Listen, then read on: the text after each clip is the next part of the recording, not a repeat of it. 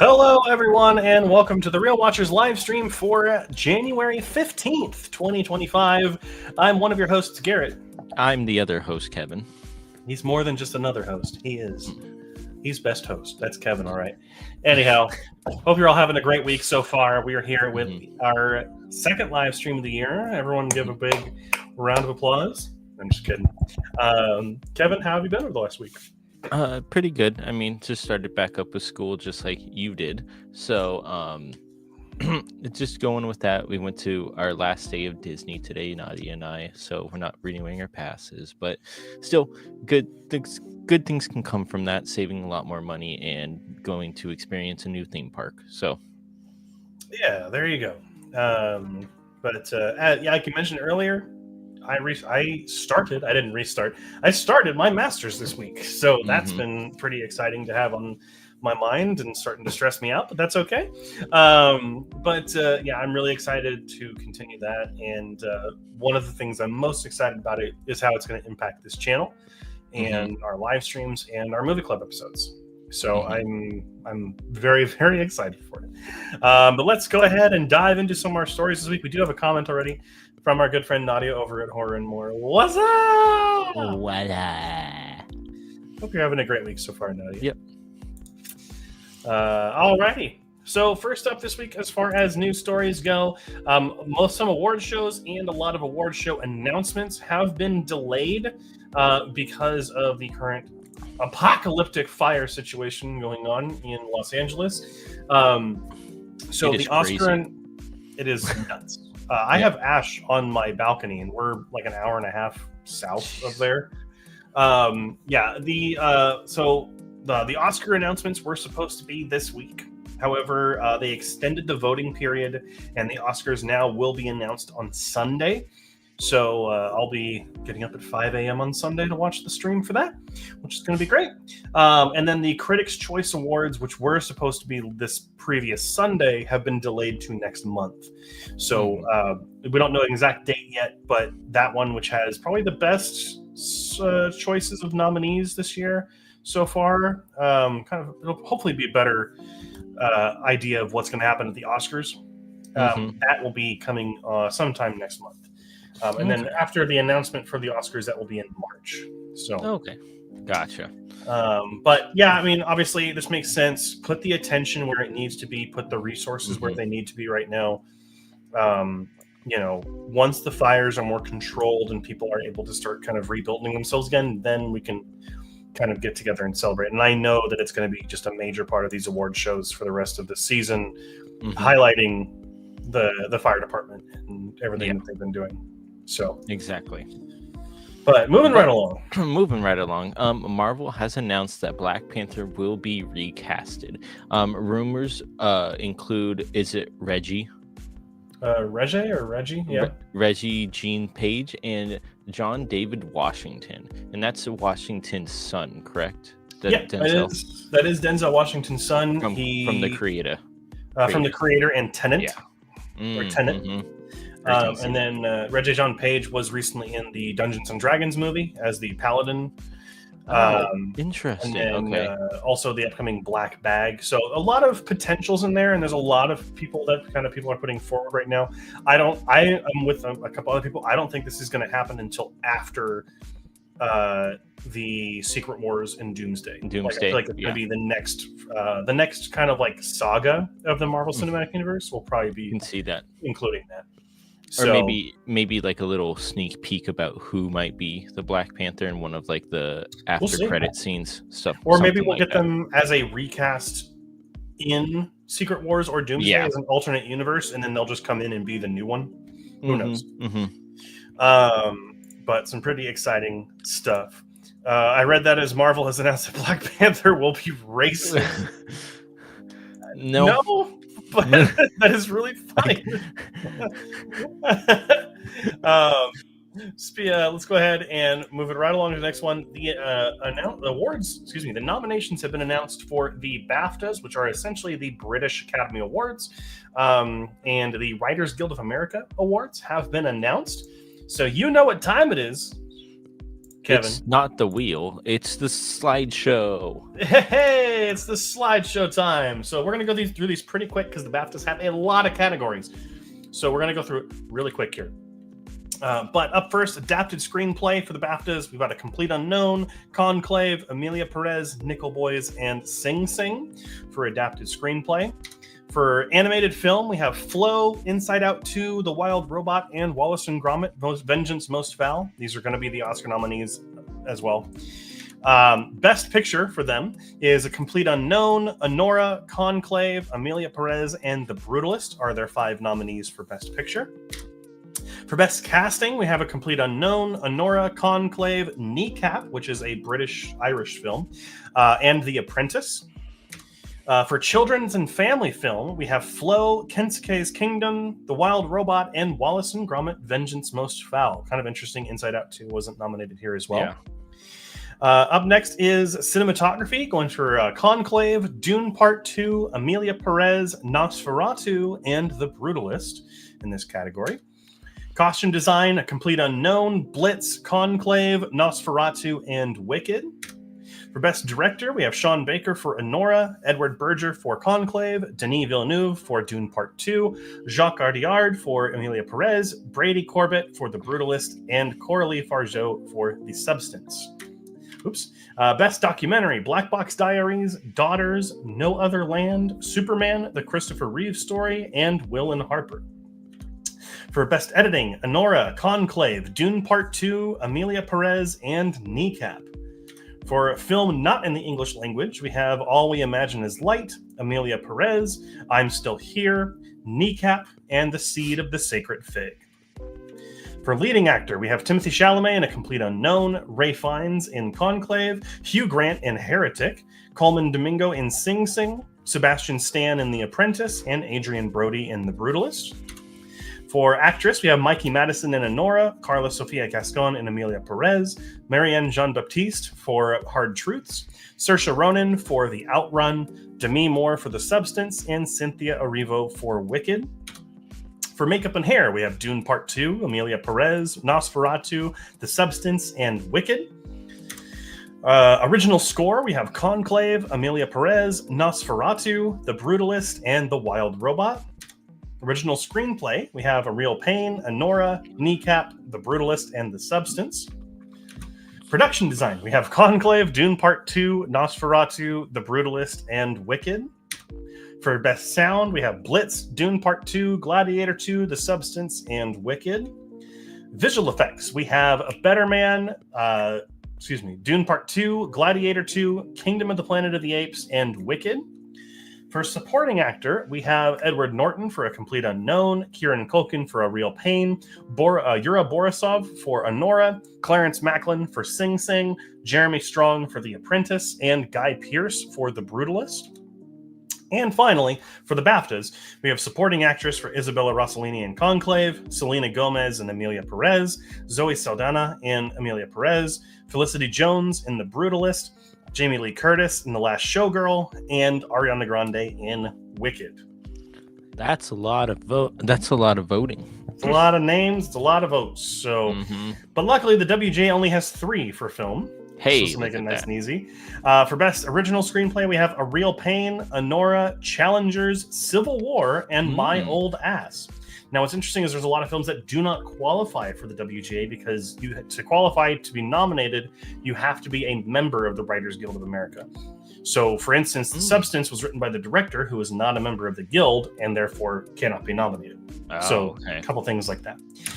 Best Adapted Screenplay, we have A Complete Unknown, Dune Part 2, Hitman, Nickel Boys, and Wicked. And finally, for Best Documentary Screenplay, we have Jim Henson, Idea Man, Kiss the Future, Martha, and War Game. Interesting. Holy shit, that was a lot to talk about. Yeah. So, not a lot of surprises. We're starting to get a good read on who's going to get nominated for the Oscar and continue to dominate this award season. So, before I lose my voice, Kevin, let's go ahead and have you take over. Yeah, well, Supergirl, Woman of Tomorrow has begun filming. Cool. Didn't even know this was coming out, to be perfectly honest. And hopefully, is this under James Gunn's watch? Yes. Okay. This is a part of the new DCU. This is starring Millie Alcock as Supergirl, and the recently announced Jason Momoa, who is returning not as Aquaman, but he is going to be playing Lobo, which is a character that he was born to play. Yeah. So very much excited for that. It's going to be a sci-fi adventure from everything we've been told. So hopefully it's going to be pretty good. I want to see some trailers. I do too. If they just started filming, it's going to be a minute. I know. I mean, look how long it took to get a Superman trailer. That's true. Next up, some really exciting news because we've been talking about it a lot. The Substance is going to be coming back to U.S. theaters on January 17th, so starting this Friday. Also, Conclave and Anora will also be coming back to theaters. So if you want to see any of these Oscar frontrunners, now's the time to go see it. Also, The Brutalist is now becoming more and more widely available, given its Golden Globes win, which we'll talk about when we talk about movies that came out this week, or that I saw this week.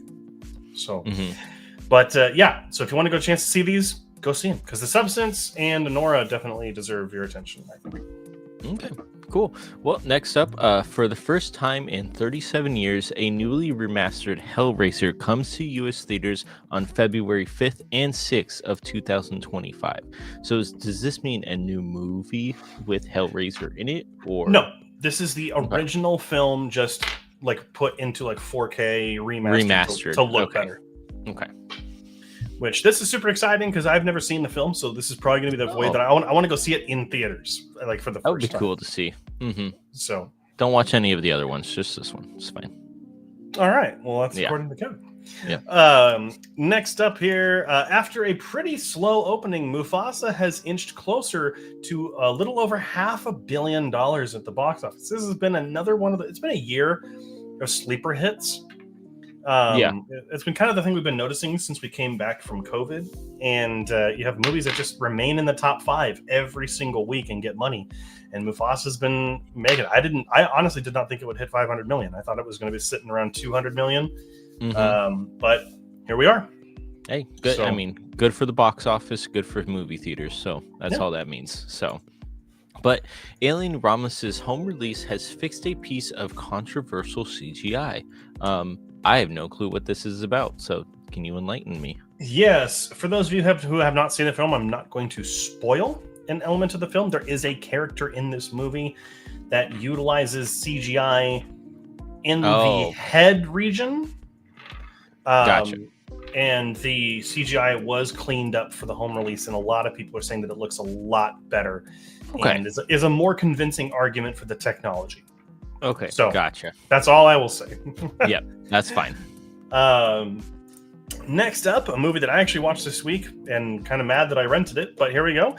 We Live in Time will be available for streaming starting on Friday, February 7th, exclusively on Max. This is a part of A24's deal with HBO, where they get to put their movies on there, like Civil War and others.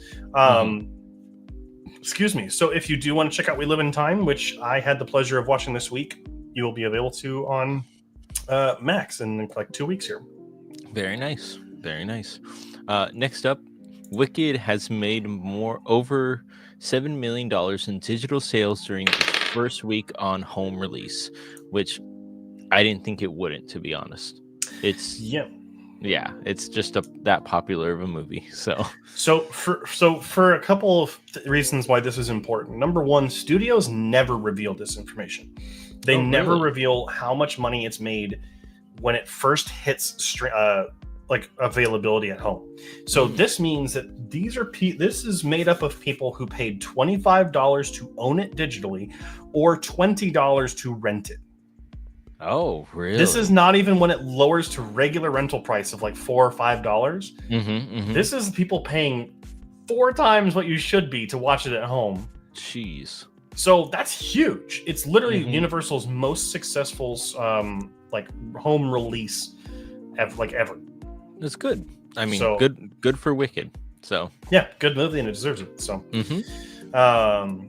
let's see here. That was You and Me is up next. Christopher Nolan's next film, The Odyssey, will be his most expensive, with a budget of $250 million, which it's going to make that money back no problem. So no worries there.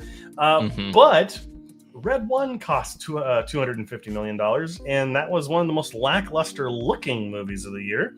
So hopefully they can use the budget better here. I think Christopher Nolan knows how to use the budget here. Yes, and I'll be surprised if they don't actually create like Scylla and Charybdis, the two like whirlpools in the middle of the ocean, to actually film this movie. You know, who knows? But or if they don't actually get a real life giant with a Cyclops, you know, I'm just kidding. It's going to be a big movie though, and it's been a long time since we've had like a truly good historical epic like that. So hopefully it'll be good. I think it will be. I mean, Nolan, so. I trust Christopher Nolan in what he does. So next up, Donnie Yen could direct John Wick Kane spin-off movie, which did I mess up his name? It's Yen. You said Donnie Yen. Oh, Yen. Oh, I'm so sorry. I don't know what I was looking at then. Donnie Yen. Brains are fried by this time of day. But that would be cool. Yeah, of course. Yeah. But no, that would be cool. I would love to see a Kane movie. Are you kidding me? Looks like there's a little bit of lag in the audio. Every time I speak, Kevin starts talking. Now we're good. Yeah, of course, this is his character from John Wick 4. So hopefully he gets a chance to direct. I didn't know he did direct, so I am kind of excited to see what he could do. Yeah. Next up, I know some people are going to be very sad about this, but here we go. Shrek 5's release date has been delayed to December 23rd, 2026, as Minions 3 has been bumped up to earlier in 2026. Which one are you more sad about? I'm more sad about the fact that we're getting another Minions movie. Yeah, I knew it. But I also am. This is probably going to come as a shock to a lot of people. I'm not that big a fan of the Shrek movies, so I'm not excited about either of these. But I do know that a lot of people are, and a lot of the internet wouldn't exist without Shrek. So, you know, we'll see how it goes. Okay. Hopefully, it changes my mind. Maybe it does. You're gonna have to help me pronounce this last name, Luca. Let's try it. It's easier than you'd think. Guard. There's no R in there. There's an R in there? There's no R in there. Oh. It's Guadagnino. Guadagnino's. Luca Guadagnino's. Thank you. American Psycho isn't fake news, but it hasn't been greenlit yet. That was harder than anything else. I didn't realize that was going to be It's okay. Hard. It's okay. Yeah, we reported that this is going to be coming and that Austin Butler will be playing the Patrick Bateman role. This hasn't been officially greenlit yet, but it's something he wants to do. So I think people will be on board with it. I feel like. Oh yeah, I think everyone's been really receptive to the idea so far. So especially how queer and challengers have been received this year. So, and lastly, filming has completed on Project Hail Mary, which is the upcoming upcoming movie based on the book by the same writer as The Martian. So it'll be another kind of realistic, somewhat sci-fi movie. This one's starring Ryan Gosling and has been directed by Phil Lord and Christopher Miller, who are the directors behind the Lego Movie, 21 Jump Street, and then also the producers of the Spider-Verse films. So interesting. Cool. Yeah. So very excited for that. But that is a lot of news this week, 20 minutes of news. So let's go ahead and get in here. Let's see here. Twister isn't included. I don't know what you're talking about. If you're talking about the award show stuff, it's not that good of a movie. Lobo's an interesting choice as he can't die depending on the version. True. We'll have to wait and see. Lowell Garrett being a teacher already, sound it out. Yeah. We'll funny, see how actually. that goes. Let's see here. Professor O'Keefe, doesn't quite roll off the tongue yet. Well, I'm not teaching a class yet, so it's fine. Not yet. You missed a horror news. New Gremlins movie is in the works. Yes, I did see this. Apparently, it came out after I had finished up our script. It looks like there is, in fact, a new film reportedly being developed. Does not mean it's official yet. It just means that they're working on something. Ooh, so I'm down for that. I had to look that up because I was like, "What are you talking about?" The awards, yeah. Twister's not award show material, unfortunately. It's a good movie, but it's not a best of the year situation. Mm-hmm. So. But let's go ahead and switch over to the trailers that came out this week. We actually got a few this week, which is really nice. So, Kevin, what stood out to you? Presence, Until Dawn, and Alto Kings. The Alto Kings. Sorry. Alto Knights. Oh my gosh. I'm on a good one today. What the hell? Yeah, I mean, I'm right there with you. Presence, I think, looks to be one of the most unique horror movies coming out this year. That is a great way to put it. Unique horror. Yeah, something to try and push the genre forward, which is always nice with any genre to get something different. The Alto Knights is going to be a new mafia movie, which, I mean, we're always down for a good mafia movie. The Woman in the Yard also looks pretty interesting. Oh, yeah. Where was that at? Oh, yeah. It was right next to it. Which is an upcoming horror film from the same director as Orphan. But also the same director as Black Adam. So who knows at this point? But it still looks very interesting. Until Dawn, that first look looks really interesting, and I can't wait to see what that movie is going to be like. And then I'm just going to say Witcher, Sirens of the Deep. I love The Witcher, and I'll get another anime movie if I can. So, no mix up. Yep, Nadia called you out. No Woman in the Yard. I'm sorry. I didn't even see it on here. I'm so sorry. I skimmed over it. I saw Until Dawn and then Alto Knights. Heck yes. Heck yes. Well, there you go. But Kevin, let's go ahead and take it away with some box office numbers. Which surprisingly, Den of the Thieves 2 Pantera with 15 million coming in at number 1. Number 2, Mufasa the Lion King with 14.2 million. Sonic the Hedgehog 3 with 11.4 million. Nosferatu 6 million. And Moana 2 with 6.5 million, which cool. And Nosferatu's still up there. That's nice for them. And then Mufasa coming in at second place over Sonic the Hedgehog. Yeah. Well, there he goes. Pretty surprising that Den of Thieves 2 came on top, but I think it's been a lot of the same movie for the last 2 weeks. So that's true. Mm-hmm. And honestly, with how many people I saw in the theater for The Brutalist this week, I was expecting it to show up, but it was in very limited showings. So that's probably why. Mm-hmm. But let's go ahead and change it up a little bit. Here are the movies coming out this weekend. And up first is probably the biggest one, which is Wolfman.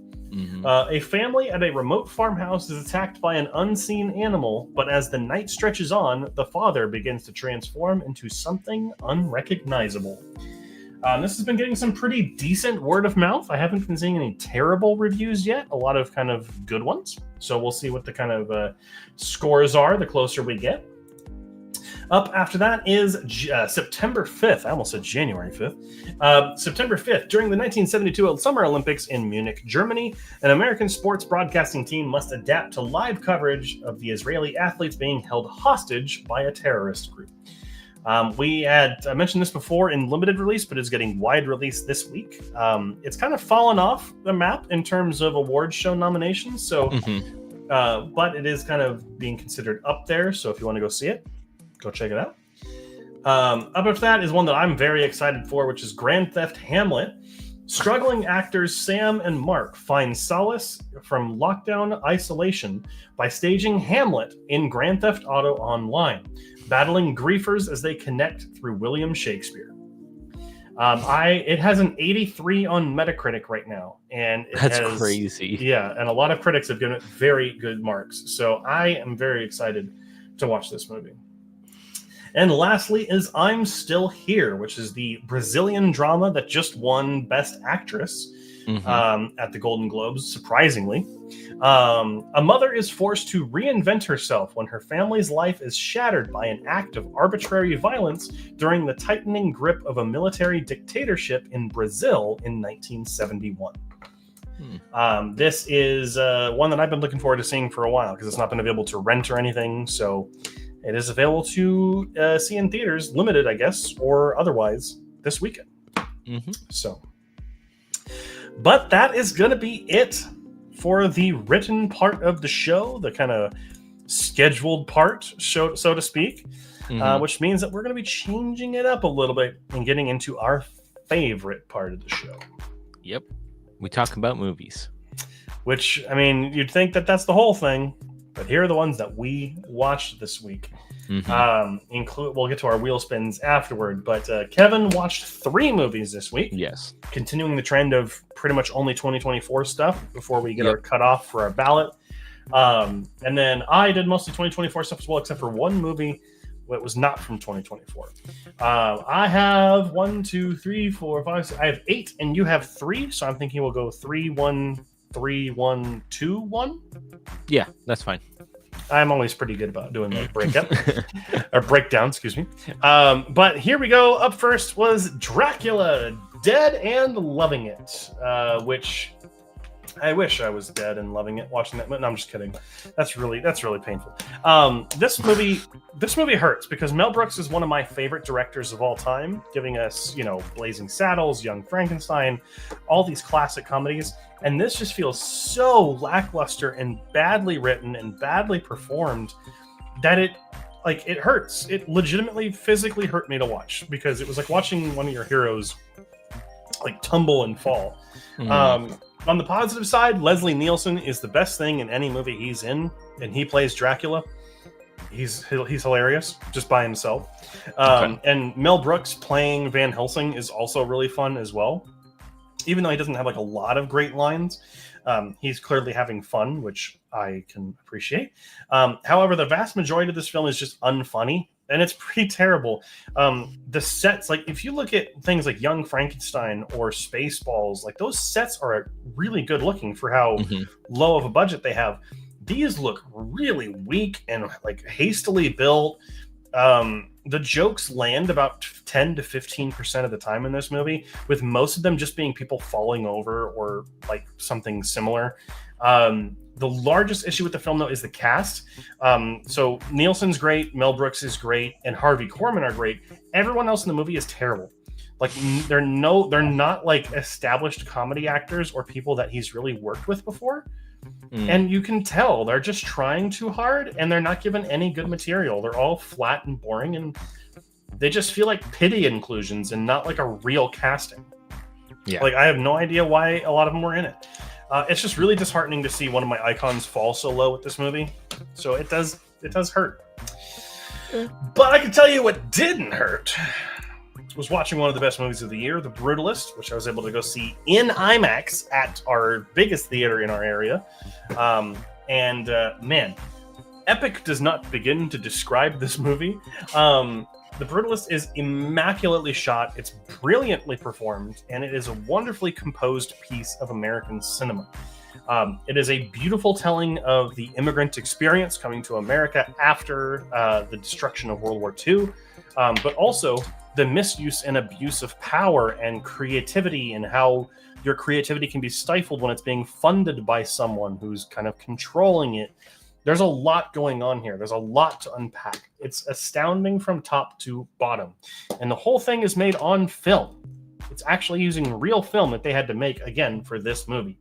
It is got what I would consider to be perfect cinematography. In a year with amazing cinematography, this has been up there. The score in this movie is so beautiful. The intro sequence to this movie, the first 10 minutes or so, is one of my favorite things that's happened in movies this year. It's so incredibly done. You have no idea what's going on or where you are until it's made completely aware by what the camera reveals and what the score does. And it is incredible. The cast here is amazing. Adrian Brody, I can see why he's getting the awards. He is probably one of the best performances of his career here. Guy Pearce, also one of the best performances of his career here. Felicity Jones, as incredible as always. If there's anything to criticize here, it's a little bit of its pacing. I will say the second act slows down a little here and there, which is weird to say because this is a 3.5-hour movie with a 15-minute intermission built in. You'd think it'd be a slow movie. It doesn't feel like 3.5 hours, but there's a little bit during the middle where it slows down just a hair too much. But other than that, I really can't fault anything for it. It is an epic film. And I would say, if there's any message that I kind of walked away from this movie that I wholeheartedly think, it's that it's a reminder that this country was never great. Now let's go ahead and get into the last one here before I go over to Kevin, which is a complete unknown. And I know I'm in the minority on this, but I hated this movie.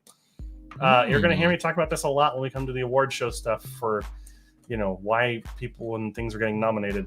I don't get it. This film is so aggressively boring. It is like 2 hours and 20 minutes. It was slower and more poorly paced than a 3.5-hour movie about an architect coming to America. How is that fucking possible? It's literally, it blows my mind. Now, I will also say, I do not like Bob Dylan as a music artist. I've just never really liked his music.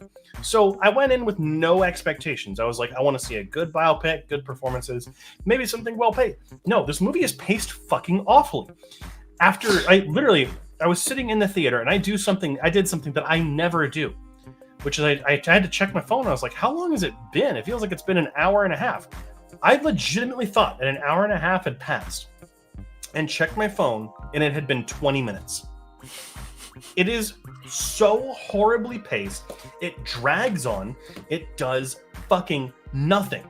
However, the performances in this movie are fantastic. Timothy Chalamet is Bob Dylan in this movie. He's singing. He's doing everything. Incredible. I can see why he's getting nominations. So also too are Monica Barbaro as Joan Baez and Edward Norton. I can't remember who he's playing. I think Pete Seeger. They're good as well. There is also a really brilliant part of this movie, and probably the closest way this movie gets to a horror movie is there's a sequence in this movie that takes place on the night that everything with the Cuban Missile Crisis is happening, and we legitimately thought the world was going to end. That sequence is phenomenal, but that was 4 or 5 minutes in a 2 hour and 20-minute movie. Okay. I did not enjoy this film at all. If you love it, go and see it, support it. I just did not. Okay. So. But your first movie, Kevin? Yes, my first movie, Challengers. I had to check it out because, I don't know, it sounded good. It got best score at the Golden Globes, right? Best score? It got best score, yeah. And yeah, it fucking does. It was awesome. I know a little bit about tennis and everything like that, but this is like, it takes it to another level, and the story behind the people, which I absolutely loved. It goes from now to past and then to now again, the timeline. I really liked it. I felt never lost in it. The injury when Zendaya gets injured is absolutely horrible. I winced when that happened, and I don't want to spoil too much because it's a new movie, but it's just the score alone made me want to watch this movie after the Golden Globes. And yeah, it really does. It's I don't know, it's like a love triangle, I want to say. Yeah. And it was fantastic. So I gave it an 88 out of 100, but definitely go check this one out. Just because, again, the score was fantastic in this movie, and it really kept you on the edge and got you like kind of hyped up for a tennis match, which never really, I don't think I've ever said before. There you go. Yeah, it's a great movie. Next up is The Last Showgirl, which I went and saw in theaters. This movie is wonderfully acted, but it is incredibly hollow. There is so much potential in the storylines or the things that we should have seen. This is the best example of a movie that was written in one draft and they didn't have time to rewrite it, so they just went to go shoot it because there's not enough development put into storylines that I wanted to see. I wanted to see more of the main character, Shelley, and her daughter. More emotional reason to why they're so drifted apart. More of why she cares about why this showgirl show is going away. Like, we don't see enough of it. I will say, though, here, the performances are magnetic. If this is probably the best word I can say. Pamela Anderson I've never seen her act, I don't think ever, except for maybe in scary movie type films. She is incredible here, and I hope that she gets an Oscar mention at least. She brings so much to this character, and she is so absolutely enthralling to watch. She's why this film works when it does. It's a big reason. Also, Jamie Lee Curtis is fantastic in this movie. I don't think she's award material, but she is really good in this movie. There is a dance scene that she has to Total Eclipse of the Heart, which now every time I hear that song, I'm just going to think of her dancing in the middle of the casino in a cocktail waitress outfit. And then also Dave Bautista was in this movie, who I did not know was in the movie until I saw it. And he was really good in a role that I've never seen, a type of role I've never seen him play before. So it's really cool for him to expand out because he is the best actor who's come out of the WWE. Also, there's Billy Lord, Kiernan Shipka, and Brenda Song in this movie. They're good, but we just don't get enough time with them. The main problem is that we just don't get enough in this movie. It's without credits, it's an hour and 20 minutes. A little bit longer. Give us more reason to see why these characters care about the things that they do, or show us more history between them, as opposed to having so if this movie's an hour and 20 minutes, about 10 minutes of it is just random shots of Pamela Anderson practicing her dancing out on the roof of the casino, or Billy Lord, who plays her daughter, doing the Instagram reels of her out in front of Luxor, it's weird shit that takes up so much of the movie, and it serves no purpose whatsoever. Take all that out and put more emotional storytelling in and more chances for these characters to grow on us more, then it would have been better. It feels like a half-baked and amateurish attempt. I thought this was the director's first film. It's not. It's her third or fourth. This is made by the granddaughter of Francis Ford Coppola, which I found very interesting. Not, I hope her other movies are better. That's all I can say. After that, I don't know if I'm going to get some hate for this, because I've heard people really like this movie. I did not. Here was a movie that came out this year from Robert Zemeckis that basically keeps the camera in the same place for the entire movie throughout time. And it's an interesting experiment that does nothing. So I'm always going to champion directors doing new things to try and tell stories. And there's some instances where it really works. For instance, I know I'm in the minority. I really love Skinamarink, which is a very different kind of filming style to other horror movies. Things like that. And Presence also looks like it's going to be something like that, where it shakes up a genre and makes something different. This, the best way I can describe this is to use a video game analogy, right? The films like Skinamarink and Presence, well, we haven't seen Presence yet, but those feel like the Xbox Series X and the PlayStation 5. They are refining and updating the status quo and pushing it forward. Okay. This movie feels like a Nintendo Switch. It's an underpowered gimmick. That is what it feels like. Being set in the same place is a cool concept, sure, but you have to do something with it emotionally, thematically, or story-wise that brings you into it. There's one part of this movie concerning Robin Wright's character that got me a little interested, because it's something that's very personal to me. And that was it. It's something that's mentioned a couple of times. You get teases of it, and then it makes an appearance at the end. Other than that, I don't care about them. I couldn't give a fuck about Tom Hanks and Robin Wright in this movie, or their daughter, or their parents, or anyone else that lived in that house, or Benjamin Franklin, who shows up in this movie for no fucking reason, or the dinosaurs, or the Native Americans. I do not care about any of them. There is one couple that I care about in this movie. There's a couple in this movie. The guy in the couple created the Lazy Boy chair. And he and his wife are this horny little couple and they're hysterical.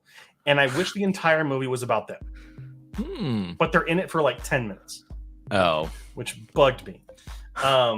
There's really no story here. I mean, there is, but there's so many stories that you're supposed to like remember that there just isn't a story. You don't care by the end of it. There is no like there's no reason to care. I mean, I understand if people do enjoy this movie for its novelty and for seeing Robin Wright and Tom Hanks together again, sure, but like really, there's nothing to chew on here. It's a premise and an experiment alone. It's not worth the time, in my opinion. But if it does reach out to you and you're like, I want to check it out, obviously go and see it. There should be difference of opinion if you want to go check it out. And my last one, I know I've been talking a while. The last one before we go back to Kevin is Watchmen Chapter 1, which is the DC animated film that is retelling the graphic novel. I'm going to be pretty quick on this one. I'm annoyed that it's not all in one part, but they're going to tell a more full story. I was very skeptical of this going in. I think the Zack Snyder one is not only Zack Snyder's best film, I think it is one of the best comic book or graphic novel adaptations ever. And I think that this is a little lackluster. I think the animation looks terrible. I don't know why they use this PlayStation 2 3D graphics instead of like hand animating it like the rest of the DC ones are. I don't know why they did that. The outfits look good on page, but when you put the classic graphic novel outfits on these characters in motion and in 3D, it doesn't look that good. However, the voice cast is decent. I'm really interested to see, because it's interesting because they took elements from Snyder's film and put it into this, which is really kind of cool, actually. The voice cast is pretty decent. Dr. Manhattan he's decently robotic here, but he has an outburst sequence that did not sound good at all. What really works in this movie, though, for those of you who know the graphic novel, is the way they work in the tales of the Black Freighter. That is really, really well done, and I wish that the Zack Snyder film did that. But it's just there. It's okay. If you like Watchmen, you're going to check this out, and you're probably going to enjoy it. You know, but it just doesn't feel like a necessary thing. So that's about it. Okay, well, I'll take over now since you've been talking a little bit. So I watched Joker. Oh gosh, Folie à Deux. Just say Joker 2. Joker 2. Was I close though? Yeah. Yeah. Okay, I was close. Joker, I was close. Not. It was far from close for being good in this movie. I give it a 54 out of 100. The singing just didn't do it for me, just because it was telling you, they were singing to you what was actually going on in their minds, which we all knew what was happening in the minds of Joker and Harley Quinn. But I will say, if it didn't have the singing, I think this would have been a great film, to be perfectly honest. A little bit more action and a little bit more of the court case scene. I loved that court case scene of how the Joker uses a different accent, but then can switch it on and off when he's talking to different people. And it's Lady Gaga as Harley Quinn. It's kind of, I didn't mind her. She was just there. I don't like how they implemented her into this movie. I don't think, just because she is a nurse in the comic book as well, but she's a psychologist. Yeah. Psychiatrist, sorry. Yeah. And she checked herself in and then found the Joker. That's how they did in the comics as well. But it doesn't feel genuine to me. It just feels like she got attached to him when she saw him for the first time. And nothing really plays on that. And then they go into a singing minor. And then that's when it gets me out of the groove a little bit. But it was the ending. I absolutely loved the frantic ending at the end of this movie. I thought it was fantastic for me. I just wish I wish there was just a little bit more darkness to it. I know it is kind of dark if you really think about it, but not like the first one. The first one is just unsettlingly dark, and this one tries to make it a musical of unsettling darkness, and it didn't work out for me. So I gave it a 54 out of 100. Just a little disappointed in it. Interesting. I think you're the least disappointed person that I've heard. So, Mhm. alrighty, back to me for two more before we get to Kevin's last one. Up Yep. first for me is We Live in Time, which is actually a lot better than I thought it was going to be. I'm not typically one for romance films. I will usually walk out of them feeling very depressed because it's, I don't have it or whatever. This one got through those cracks in my black heart, man, and it made its way inside.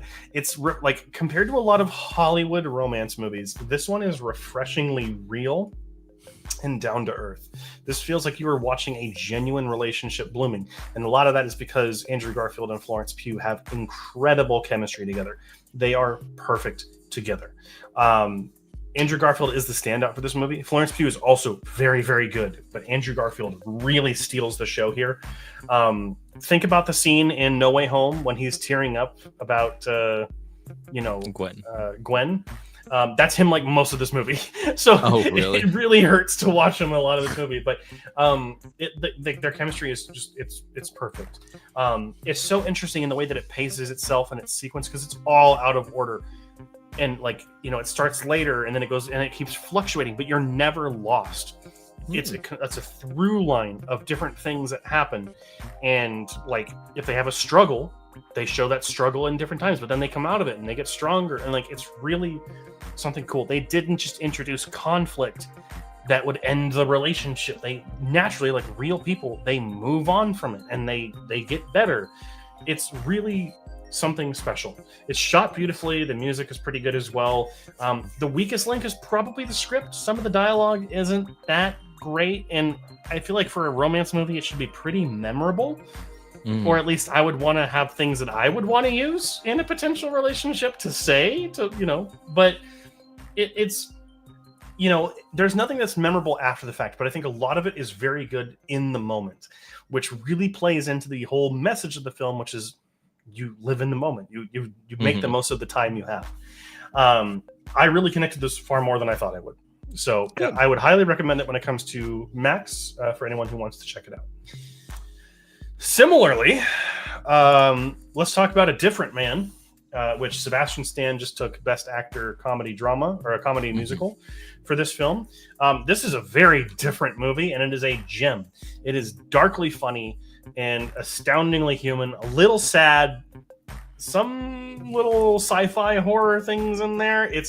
This movie is very similar to The Substance, except they play with their genres differently. This one goes for more like a black comedy, whereas The Substance went for more of like a body horror. Sebastian Stan is incredible in this movie. He is good in both halves of the movie, and I that's all I'll say without spoiling anything. Adam Pearson is also incredible in this movie. Adam Pearson is the actor who actually has neurofibromatosis in this film, and he is a joy. I know the way that the industry works, and he's not going to get a lot of roles based on the way he looks, but he deserves it. He is hysterical, and he is just this little ball of joy in this movie. The film has some very funny moments, but it's also incredibly soul-crushing in a lot of parts as well. Anyone who has anything about themselves that they are ashamed of, maybe you're, not that you should be but maybe you are ashamed of being overweight, or if you have some sort of mental health, or if you're neurodivergent, or if you're not straight, or whatever it might be that you might be ashamed of, you're really going to connect with this movie, because I think at its core is someone who is feeling that way and then gets to be on the other side of it and regrets it. And so it's really nice for people who do struggle with things in their life to kind of see, is it really a struggle, or is it just a part of you? I really enjoyed that aspect of it. It's a really good film, and I kept thinking about it all night last night after watching it. It's one of those movies that I'm going to watch again, and I'm going to like it probably even more.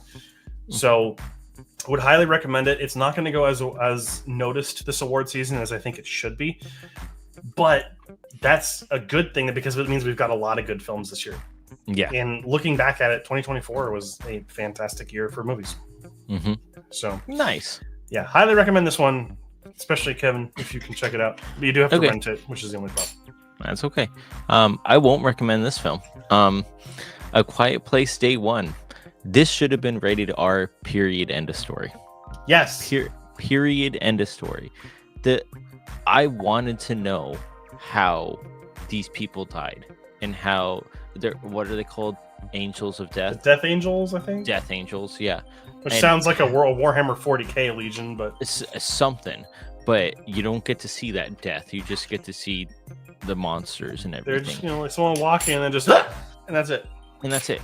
And it's like, I want more. Maybe that's just my horror aspect in this, but it's just it didn't do it for me. The first two movies succeed so well in how different it was with horror, with being silent, and the creatures coming out of nowhere when they hear a sound. This one, this is going to happen, so why implement more stuff onto top of that? I will agree with you. That cat would never stay quiet if that was happening. Absolutely. I don't care if it's a service cat. Like, it's not going to stay quiet the entire time. But I do like how the main character gets like a kind of like she was kind of done with living pretty much because of her illness, and it gives her like kind of like a maybe I should care about what happens to me kind of a thing. So that was really interesting as well. And then I didn't know Idris Elba was in this movie. Is that how you say his name? I'm not doing that right. I know. I was like, I don't remember him being in the movie. No, it's Janmin Hor. Jaimin Hansu. Yeah, I've seen him before. Or he's in freaking Guardians. He's in a lot of stuff. Yeah. Okay, that's Kevin right. did a racism. I did, unfortunately. I'm so sorry, everybody. He was okay in this movie, but the killing did not get me into this movie. And I love the destruction and everything and where it takes place and how it starts is very interesting as well. But then everything after that is kind of like the first two movies, but it doesn't elapse on the dangers of the Death Angels. And I just didn't like it. So 33 out of 100. Yeah, and from what I've seen, the day one sequence from the second movie is better. Okay, yeah. Mm-hmm. So I haven't watched the second movie in a long time, actually. So, but that was if the movies we watched outside of the wheel spin. We've had a couple of comments here, though. Mm-hmm. If it feels like anything after Men in Tights from Brooks just doesn't cut it. Yeah, which was pretty much just Dracula, unless there's another movie I can't remember. Hey, I like the Switch. You can like it. That's totally fine. It's a fun little system, but it's an underpowered gimmick compared to the PS5 and the Xbox Series X and PC. And like, there's no reason to have the Switch from portable mode if you have a Steam Deck. There's no reason to have one. Sorry. I'm just messing around. It's just like the only analogy I could share for that movie. But let's go ahead and get into our wheel spins, though, Kevin. Yeah. First one up for me was two Gophers from Texas, and they're nowhere in Texas in this short. Just spoiler alert. But I love the dynamic between the two Gophers. They are absolutely hilarious. It's only like a 6-minute short as well, so it was really fun to just kind of let loose and not really think about the story being told. But the story is also really cool. The dog wants to be on his own in the wilderness and then finds these two gophers that are messing it all up for him, which is really funny. And I wish the dog wasn't in it as much, to be honest. I wish it would just mainly focus on the gophers because they are the comedic relief in this short. And I absolutely love them. So the animation as well, again, really, really good. Can't go wrong with older animation. So I gave it a 74 out of 100. Alrighty. I am pretty close to you. Same year, almost the same score. So mine was Riffy Raffy Daffy. It's a perfectly average Looney Tunes short, I feel. That feels like it ages very well, considering the horrible treatment of a homeless Daffy by a police officer. Because it's just LA. The wind-up children are a great gag in this movie, in this short. It was really funny, and the animation is good. It's all around just decent. Not the most memorable thing in the world, but It was fun while I watched it. Yep. My movie Hero of 2002 with Jet Li in it, and this is a very whimsical and very I don't want to say like it's a karate movie, but it's very flowy and very on wires is what I like to say, because it is a wire movie. And that's what kind of I love the fighting scenes in this movie. The fighting scenes are absolutely fantastic with all the swords and the arrows coming at you, which were fantastic as well. But it felt like the story was put on the back burner for this, and it went from fight scene and what are we going to do to go to this other fight scene for us, and like, let's make a story in between it. So it's still really good though. I gave it a 64 out of 100. I really want other people like Garrett to check it out just to see if they can if they see what I mean by it going from fight scene to fight scene without telling a story in between it, because it is only like an hour and 40 minutes, so you can't really tell a story in that much amount of a time with fight scenes included. And the fight scenes are like 10 to 20 minutes long too, so it kind of takes away from the story with the fight scenes, which I was okay with, because the story for me was not more enjoyable than the fight scenes. All right. Seems like you are lower than the average on that one, which yeah. Okay, hey, gotta have a different kind of opinion. Mm-hmm. Up for me was the one that was recommended by Nadia and Kevin as well by watching it, which was 13 Ghosts from 2001. And I would say that I think I ended up coming out of this movie a lot more positive than I thought I was going to be going into it, which is a good thing. I think this movie is really fun, which is really about it. I think that it's one of those movies that I always saw when I went to like Big Lots and it was in the bargain bin. Mm-hmm. It was like just one of those movies that was available like at grocery stores, and like, you know, they were just getting rid of them. I don't think the film is necessarily good or even that scary, but it's a fun, zany, off-the-wall 90s movie that was made a little too late because it came out in 2001. The cast is having a ball here. I think they're having fun. They're not necessarily great performances, but they're, you know, like, why is Tony Shalhoub in this? Why is Monk in this movie? Yeah. Like, is he only here because of Men in Black a couple years before? Who knows? But I mean, come on, stand out. Come on, it's got to be Matthew Lillard. Can Matthew Lillard just be in every horror movie ever? I mean I would be so down. He's the bad guy in Five Nights at Freddy's now, which I'm all here for. Mm-hmm. The dude rolled in that 20 in charisma, gotta say. He's just fantastic. If there's anything else to love here, the set design is really good. And actually, I went back and was looking through some older reviews. And Roger Ebert, one of my critic heroes, hated the movie, but he praised the set design, which was kind of crazy that he kind of was that positive about something that he was very negative about. The house looks great. Apparently someone just found the house from this movie abandoned, which was kind of fun. The story is fun, but it's just not interesting. It's a fun movie that's just not very interesting. This is a peak have it on during Halloween party type movie. I know Kevin and I say that a lot. But I'm not going to say it's a guilty pleasure because I didn't like it enough to constitute that. Like, it didn't quite hit that level, but it was fun enough. It held my attention the entire time. Just campy silliness.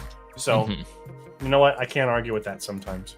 Okay. It looks like a low score, but it was much higher than I thought it was going to be. Okay. So, gotcha. Hey, that's okay. But yeah, that's it for our movies for the wheel spin this week. Who was your favorite Ghost garbage? I love how my name changes every single time. I'm trying to remember the name. Because Nadia's is the Jackal, so.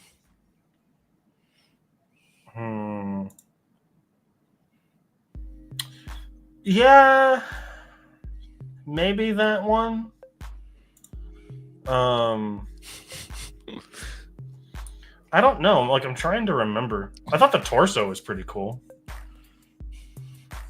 in terms of like look. I don't know. I'd have to think about it because I can't really like. I don't know. No one really stood out. I would probably say the torso, just because the design was so cool. Okay. You're gonna need to host some Halloween parties now to have your movie playlist going. It's literally like I should do the thing that a lot of YouTubers have, where they just have like a CRT TV in the back that's just constantly playing like guilty pleasure Halloween party movies on like a constant loop. That's just gonna be a space heater for my room, but it would be kind of fun. But yeah, we should do more parties and just watch guilty pleasure horror movies. That'd be great, and drink. Anyhow, but that's it. So let's go ahead and get into our favorite part of the show. I know I say that a lot, but here's our other favorite part, Kevin, which is spinning the wheel of movies. Yes, sir, it is. So let's go ahead. It's the return of the blue and red line today, folks. Yep. But let's go ahead and see what recommendations, what things would you like to see on the list? Let's go ahead and get them into the chat. And remember the guidelines, they do have to be things available on Letterboxd. So no, I don't know. That's the guideline. You got to be on Letterboxd. I don't know what I was going to say. But let's go ahead and see some additions if anyone has any. Can we hit 300 tonight? Maybe. All right. Nadia's got a couple here. Let's see. We got From Beyond. From Beyond. And Humanoids from the Deep. Oh, and The Children. She just typed it. The Children. Alrighty. Any other recommendations? I know Joey's always got a lot of them. Go ahead and put them in there. When Nadia texted me Humanoids from the Deep, I took a quick look at it because I was at work, and I thought it said Hemorrhoids from the Deep. So, yeah. Glad it's not that one. Oh, that'd be a horrifying movie. Can you imagine a body horror movie called Hemorrhoids from the Deep? Nope. Don't want to see that anytime soon. Oh, boy. Alrighty. Any other movies that y'all would like to see on the list? We'll give it another minute. So, Kevin, what are you hoping for this week? You got a Hong Kong action movie last week. You know, I'm seeing on your wheel right now Psycho 2, which be very good. I've heard the Psycho sequels are pretty good actually. So, kind of want to see one of them. Alrighty. We got a short here from our good friend Joey. Popeye the Sailor meets Alibaba's 40 Thieves. We got Boobs in the Woods. I know Kevin's going to have to be careful watching that one. I was going to say, you're going to love to watch that one. Hey, man. If it's like The Witch and we got a bunch of pagan ladies jumping around with boobs out, we'll go for it. Why not? Oh, my gosh. Droopy's Good Deed. Well, there's another Droopy one for Kevin. Another Droopy one. I'll probably get that one, which I'm okay with. Buckaroo Bugs. I think it's another Bugs Bunny cartoon, unless it's about bugs being cowboys. Jerry's Cousin. I don't know why that made me laugh so hard. What did you watch yesterday, Jerry's Cousin? Jerry's Cousin. Kitty Foiled. All right. And then Goofy Gymnastics. Another Goofy short, I'm guessing. This is the gymnastics field. This is where Goofy goes and does his exercise. Boobs in the Woods. Better than Woobs in the Boobs. I've seen all 4 Psychos. They each bring something. Tarantino thinks Psycho 2 is better than 1. Ooh. Sorry, Quentin. I don't know. I haven't seen Psycho 2, so I can't say anything, but that just feels wrong. Alrighty, and that is going to be, we'll call time on that. So, Kevin, let's go ahead and spin it for you first. We're going to get you a short. Yes, please. Here we go. Let's see what we get. Round and round it goes. Where it stops, we'll find out in a minute. All right, it's TikTok something. Getting your TikTok viewing in now before it's gone. I don't even have that platform. Yeah, no, me neither. TikTok Tuckered is going to be Kevin's short this week. Okay. And then let's go ahead and remove that from the list. Shuffle it up and spin for mine. Let's go ahead and get it. Looks like it's done dinners, something like that. Let's find out. Done dinner. No, it's not. What the hell is that? It's not there anymore. Well, let me see if I can find anything that looks like it. I believe it was Donald's Day Off. So we'll do that. That's the closest thing to what it looks like. It looked like before I spun. I'm not just picking that one because I wanted it. But all right, shuffling it up, Kevin. Let's get you a film. Yep, I'm ready. I kind of hope it's my choice for you because I have a movie that I want you to watch. But it's okay. Oh, look at that! Kevin's watching the Batman. Patterson? Yes, Robert Pattinson. Oh, I can watch that one again. I have it on Steelbook. Did you review it yet? Let's see. Because if you've reviewed it, then can't do it.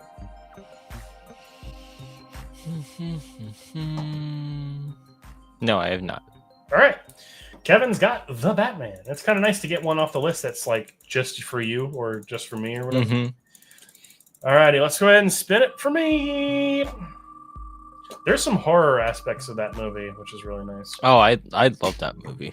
That's why I bought it on Steelbook. So. All right. And apparently I'm watching a Doctor Who movie. Hopefully you'll understand it. Yeah, right? Doctor Who, The Power of the Doctor. This is not available to watch anywhere.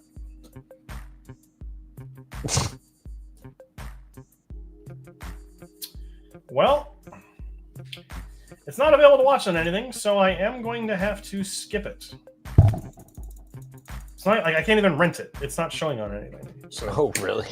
Yeah. Sorry. Well, hold on. Let me double check Prime real quick. Let me double check.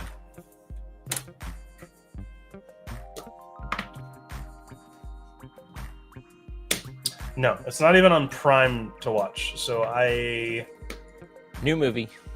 Yeah, I gotta respin. Unfortunately. Sorry, Fox Pixar. Not available to rent anywhere or stream anywhere or watch anywhere. And I'm not buying the disc or anything.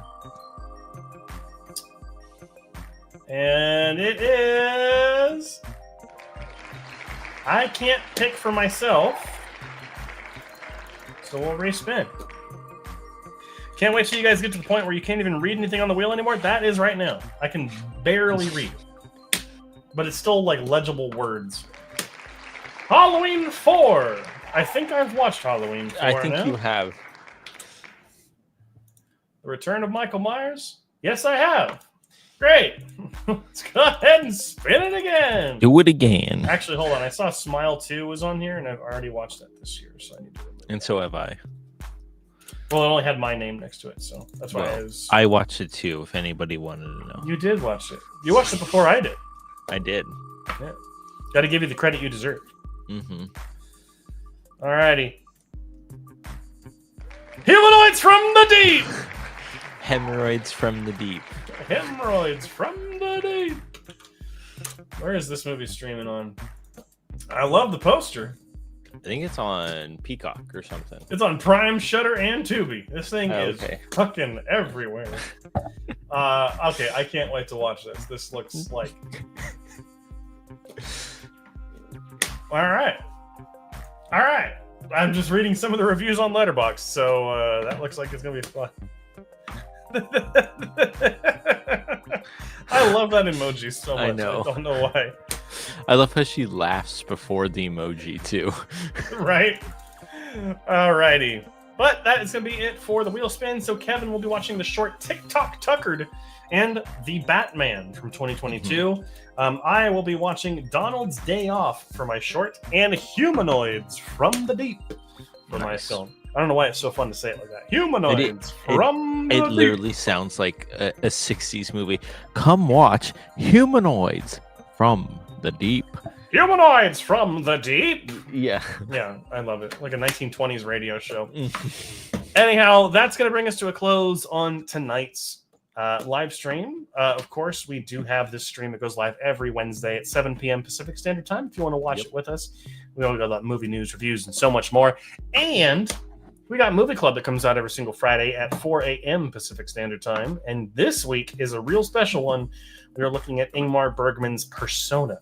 So very excited to talk about that one. It's coming out this Friday. So make sure you watch it so you're not spoiled if you want to. But that's about it.